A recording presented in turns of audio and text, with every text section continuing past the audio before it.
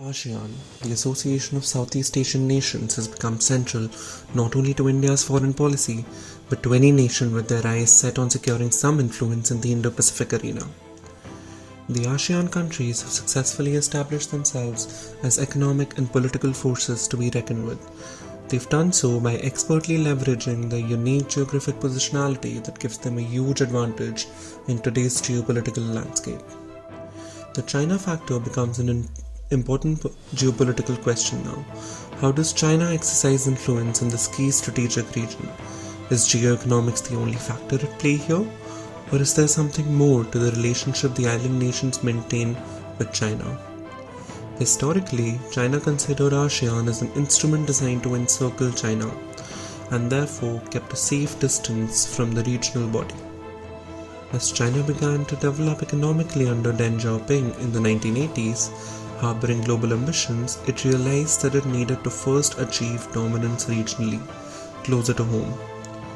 When China first decided to increase its regional footprint in Asia, ASEAN was the natural first step for a country with such global ambitions.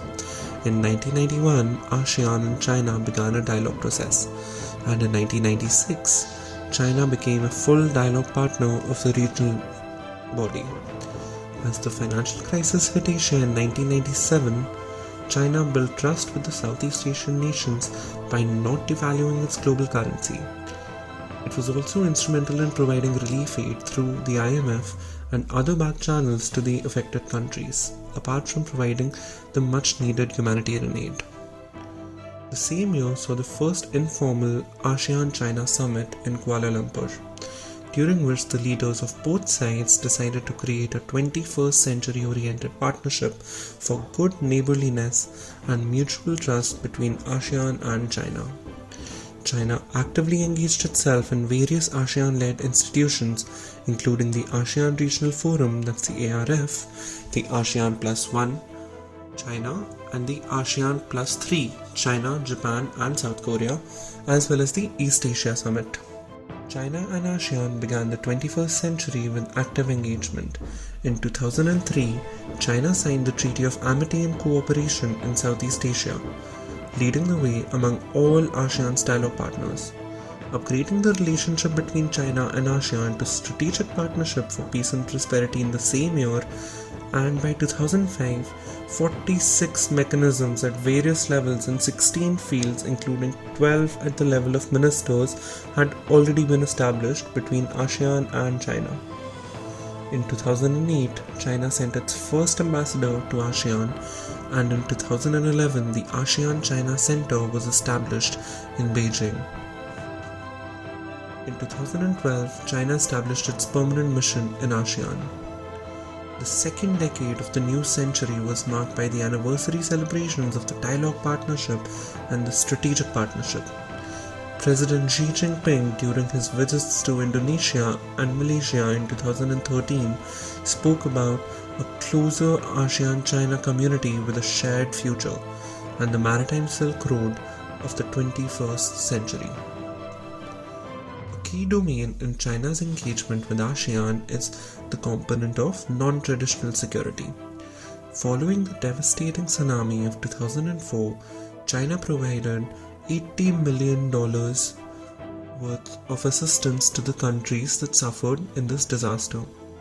It organized a China-ASEAN Tsunami Seminar in the year 2006 and hosted the ASEAN Plus 3 workshops on the role of the armed forces in disaster relief in the years 2007 and 2008. In the year 2011, 13 Chinese traders were murdered on the Mekong, which led China to strengthen its law enforcement and security cooperation with the Mekong countries. This resulted in joint declarations on law enforcement and security cooperation on Mekong with 3 Mekong countries, that is, Laos, Myanmar, and Thailand.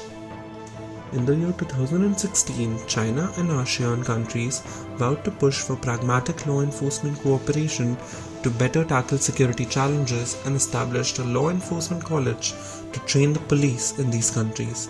Thus, the Yunnan Police College was set up by China in Kunming for training foreign police officers. As President Xi Jinping declared in 2014, It is for the people of Asia to run the affairs of Asia, solving the problems of Asia and uphold the security needs of Asia. China's move from an observer 20 years ago under Deng Xiaoping to the agenda setter in the Southeast Asian region under the leadership of Xi Jinping is in more ways than one a success story. China is not merely focusing on economic development and relations in the arena of non-traditional security in the region, but also on developing shared beliefs and norms that will build what its leaders often identify as a community of shared destiny. It is rather noteworthy that ASEAN was China's most trusted trade partner even in the midst of a trade war with USA. Even in the face of the pandemic and the apparently growing anti-China sentiment, trade volume between China and ASEAN has kept increasing from year to year.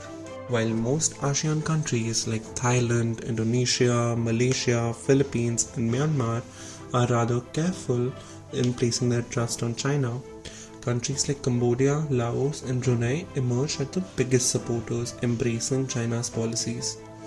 Singapore and Vietnam, on the other hand, due to their aspirations of remaining independent voices for the region and seeing a maritime threat from an expansionist China, are more vocal in their opposition. Not that China has been entirely successful. While its economic prowess has indeed been impactful, there is plenty of distrust of Chinese policies and motivations among the Southeast Asian nations. China's maritime claims are overreaching, and thus many countries in the region naturally feel threatened. The burden of the Chinese debt argument weighs heavily on many of the states.